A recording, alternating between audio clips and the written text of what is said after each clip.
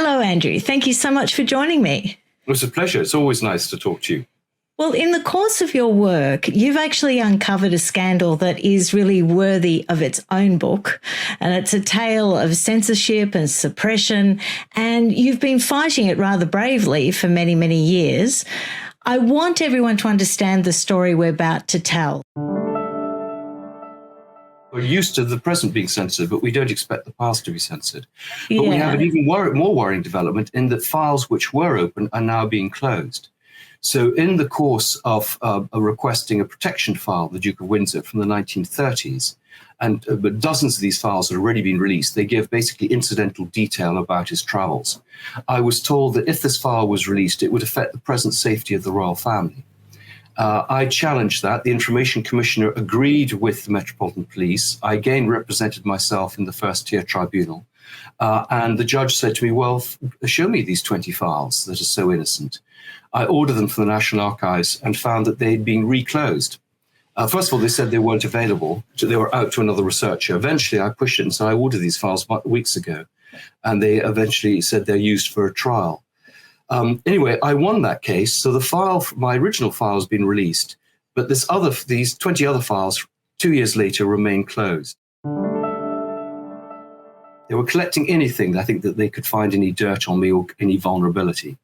But I also found that they were briefing, for example, the cabinet secretary incorrectly. They were briefing the press incorrectly. They made a whole series of claims, for example, that this material would always been released, that my efforts over 6 years were completely unnecessary. They claimed that the papers of Mountbatten, he'd agreed to have his private diaries and letters censored by the government, which was untrue. There were a whole series of lies, which, I didn't know about until I got this material. I've now put in another case at the first tier tribunal representing myself to force the Cabinet Office to release more information, to give me more context. But they put up a defense again that I'm being vexatious, and on the advice of friends of mine who are lawyers, I've dropped that case, because the last thing you want is to have a judgment against you as a vexatious litigant, which they'll deploy against you every time that you try and raise something. Well, does that make you frightened? I mean, it would make me frightened. No, it just makes me more determined, but I just wish there were more people prepared to stick their head above the parapet. No, it makes me more bullshit and angry, and I'm not a natural rebel. I'm I would say a pretty law-abiding citizen. And it is rather chilling that law-abiding citizens are being monitored in this way, and they lie about it. I don't think that will change with a change of government. I think it's part of the secretive nature of our society. And I feel very strongly, not just as a historian, that this material should be open, that our history is being censored, but I feel as a private individual that we have to have accountability and transparency in our institutions if we are to place our trust in them. And I'm afraid this is sadly lacking at the moment in Britain, and I suspect has been for many years. You accessed the FBI files, and the FBI created these files on Lord Louis Mountbatten in the 1940s. What was he doing at that time that would make them so interested in investigating him? Well, in 1943, he was appointed as Supreme Allied Commander, Southeast Asia. He was he had, for example, MacArthur reporting to him. He was dealing with a lot of American generals in the chain of command, and I think there was some interest in him because of that. But the FBI file I discovered was a chance encounter. A woman was brought in who was part of the sort of social scene of Queen Mary to be interviewed about something else, and she just dropped en passant the fact that Mountbatten and his wife were people who led lives of very loose morals, I think they said, and that he had an interest in young boys. And this, I think, made the FBI pick up their ears, and then they began to investigate further. But there was other material being reported to them from other informants. And this wasn't an attempt for them to find information. It was just collecting information that was being reported. There was a lot of gossip going around. And there was a man who ran a private intelligence service called Grunbaum, who was used by them, and he reported similar stories. So the result was that there were files on Mountbatten and his wife, who was suspected of being a communist, right through from 1943 through the 1950s. And I know that because I've seen the file numbers and some of the references to them in the collection.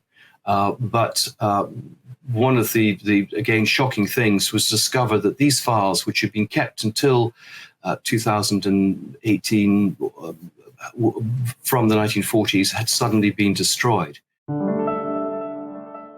And actually, as a result of writing of that rumours chapter, many other stories have come forward from other people. They're stories of, for example, often coming to me as an agent, so by chance. But I was going to do the memoirs of a woman who ran a brothel in London, and he was one of the visitors who liked dressing up as a baby. Other people have come forward with stories, including reputable news journalists, not sort of nutters. So there is definitely a dark side to him. And I think what's so extraordinary, given how ambitious he was and determined to get to the top, that he was able to live this double life, not get caught and not jeopardize his future. But we see this so often with personalities now. They have this huge public persona as the sort of, newscasters who do like Hugh Edwards, who present the coronation, who turn out to have all sorts of odd quirks, sexual quirks. And so I think the thing is, Mountbatten knew he was safe, that there would be a murder around him of people. The press would be deferential. The palace could shut down any story they wanted using FOI exemptions, denotices, whatever it was. But as you say, it was an abusive relationship often, because often these were junior officers whose prospects depended on keeping in with him, and people who were often in a position not to complain about their treatment. And it is very dark because, here was a man who held himself up to the highest standards and yet had this, I would say, dirty little secret in his life. When you're talking about the Lownie treatment, I know what you mean because I've read all your books. But for someone who hasn't read any of your books, what is the Lownie treatment? Well, the Lownie treatment is supposed to take controversial figures and to put them under the microscope and to really dig deep into the files and into the archives to try and present a more accurate picture than some of these powerful people who've been sanitized by subsequent historians. And I suppose to mix the private and the public, because I do think the private life does impinge on the public life. One of the themes of the book was the very open marriage that Edwina and Dickie Mountbatten had, but also what a powerful public partnership it was. And a lot of success did depend on his wife. So I think it's just an attempt to try and be slightly more accurate, people might say more critical, of some of these great heroes, and to see that they perhaps did have feet of clay, to understand what makes them tick. I think that we still have too many, particularly royal biographies, which are in the 19th century, and it's all about hagiography rather than trying to understand the person and their influence. One of the things that fascinates me is the way you have actually told the story of the couple, because I think that gives us a real insight into the real person. And you've actually done that now in another book. You did that, of course, with Wallace and King Edward VIII, or David. And do you really enjoy that? Do you love the fact that you're seeing and writing about a relationship? Yes, I think we're all fascinated by relationships and what makes them tick and why people are drawn to each other and how they survive or don't survive. So it is quite a useful prism to use. I mean, when you write a biography, you're always having to write about the partner anyway. And so why not make that a feature of the story? And I think it's particularly true of the period I was writing about, which was the mid-20th century, because clearly they wrote letters to each other. And so you can begin to sort of chart that relationship. It's much more difficult now doing Andrew and Sarah Ferguson, because clearly there are no letters. So you're relying on what people say to you, or coverage in the press, or other ways of researching it. But I agree. I mean, I'm a great believer that the private is very much part of the public story. We're all what drives us is in some ways our private life, and the public life is only the sort of public manifestation of that inner life. And one of the great challenges for biographers is to try and create that inner life, unless you have diary extracts or letters. And this was why it was so frustrating not to have access to 33,000 pages of letters and diaries between the couple, which would have humanized them, which would have filled out the story and possibly presented them in a much more attractive way than I was able to do. So you wrote an article for Declassified UK, which was really fascinating. And in it, you said that references to the Duke had been removed from the internal computer system of the Department of International Trade. Now, that really does point to deliberate cover-up, doesn't it?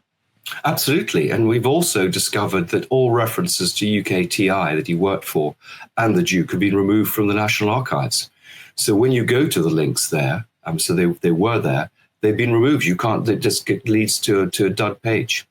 So this is very obviously censored. They haven't even tried to disguise it because they know they can get away with it. As I say, there's no real appetite until now, possibly now, for the press to look into this. And this is why I'm very keen that the press should be crawling all over the royal finances, because I think there are a lot of secrets still to come out.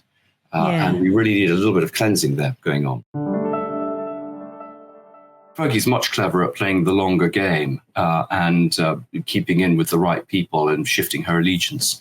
Meghan just seems to charge in like a bull in a china shop, helped by Harry. And so it just gets worse and worse for them. They can't seem to, I mean, in spite of having all these good people around them, they can't seem to do anything right, not just their judgment, but the things they produce, the films, the books. I mean, I read Spare Again a few months ago, just out of interest. And it's actually shocking. I mean, very well written, clearly couldn't be written by Harry, but it's not so much the revelations, it's the, I don't know, it's just not a very good autobiography. I didn't really get a very strong sense, for example, of Harry and what made him tick. It was a lot of me, and I'm the victim, when he's actually a very privileged young man who's been given every advantage in life. So it came across very badly. And that's not, when you write your autobiography, you generally try and present yourself in a sympathetic way. So everything they do is bad, but they are very thick, even by royal family standard. Trying to expose these sorts of things, does that put you in danger, though? Well, it doesn't put me in physical danger, but I'm certainly a marked man. And, I'm certainly never going to get a public appointment.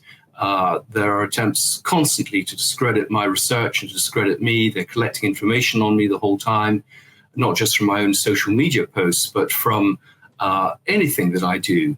And so, you do feel that you've got to be quite careful because the state is a very powerful operation. You mentioned Oxford, and in the 80s, you made the conscious decision not to follow up any investigation or research on the Oxford spy ring. Would you like to tell everyone the chilling story of John Castello? Yes, John Castello was really the man who got me into this research. I helped him research his book on Anthony Blunt, which came out in the mid-1980s, and worked with him actually on several books after that. And he really was the man who taught me a lot of what I knew. I mean, literally, that to get on a plane and go and interview someone if you felt that they had information. And it was on a plane that John Castello, then in his early 50s, a very fit man, was discovered dead, flying back from London to Miami. There was no autopsy. The whole thing was hushed up. And the belief that many of us have is that he was murdered. He was given some sort of pill. And of course, we now see the Russians are doing this a lot with injections and with pills and all sorts of things. So I think that the general feeling is that Castello was killed. And what Castello was doing at that time was he was researching into the Oxford ring. Now, he had worked very closely with the Russians because they were very happy for the Cambridge 5 story to come out because that was known. The Oxford ring story was not known, and they didn't necessarily want that story to come out. I mean, you could say that the British didn't necessarily want that story to come out either.